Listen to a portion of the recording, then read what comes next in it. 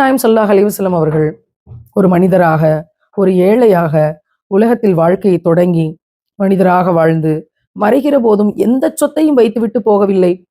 அரேபிய நாட்டு அதிபதியாக ரசூல்லா வாழ்ந்தாங்க. வாழ்ந்து மறைகிற போது கூட ஒரு சாதாரண ஈச்சம்பாயில் தான் அவர்கள் மரணித்தார்கள். ஒட்டு போட்ட சட்டையோடு. அப்பொழுதும் கேட்கிறார்கள், நான் யாருக்கேனும் எதையேனும் தரவேண்டி உள்ளதா? சாதாரணமான மனிதர் போகிற போது எப்படியெல்லாம் கடன்கள் வாங்கி வைத்து விட்டு போகலாமோ அப்படியெல்லாம் வாங்கி வைத்து விட்டு போய்விடுவார்.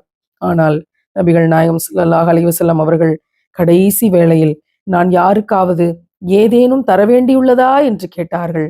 பக்கத்தில் இருந்தவர்கள் சொன்னார்கள், நீங்கள் யாருக்கோ 3 திர்ஹம்கள் தருவதாக சொன்னீர்கள், ஆனாலும் அது நீங்கள் செலுத்த வேண்டிய கடன் அல்ல. உடனே நபிகளார் சொன்னார்கள், உடனே அதை தந்து விடுங்கள், நான் கடனாளியாக இறைவனை சந்திக்க விரும்பவில்லை. சுப்ஹானல்லாஹ். உலகத்துக்கே வெளிச்சமாக வந்த நபிகள் நாயகம் ஸல்லல்லாஹு அலைஹி வஸல்லம் அவர்கள் ஈச்சம்பாயில் ஒட்டு போட்ட துணியோடு மரணித்தார்கள் என்ற இந்த வார்த்தையை படிக்கிற போது உள்ளம் உருகாமல் கடந்து போக முடியவில்லை. இன்றைக்கு இறைவன் எத்தனை வசதிகளை நமக்கு தந்திருக்கிறான்.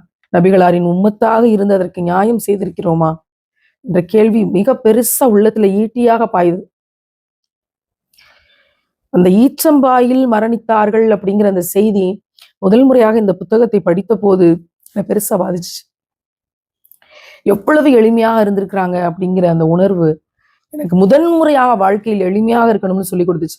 அதுக்கு முன்னாடி என்னுடைய பட்டிமன்ற மேடைகள், என்னுடைய ஆடம்பர வாழ்க்கைகள், இதெல்லாம் வாழ்க்கையில் அடையணும், இந்த மாதிரியெல்லாம் வாழணும்னு நினைச்சிருந்த என்னோட வைராக்கியத்தை உடைச்சு நொறுக்கி சுக்கு நூறாக்கி எளிமையாக வாழ வேண்டியது அப்படிங்கிறத சொல்லி கொடுத்தது இந்த ஈச்சம்பாய்.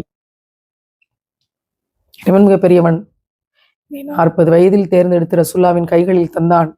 இல்லாமல் போயிருந்தால் நான் இல்லாமல் போயிருந்திருப்பேன்.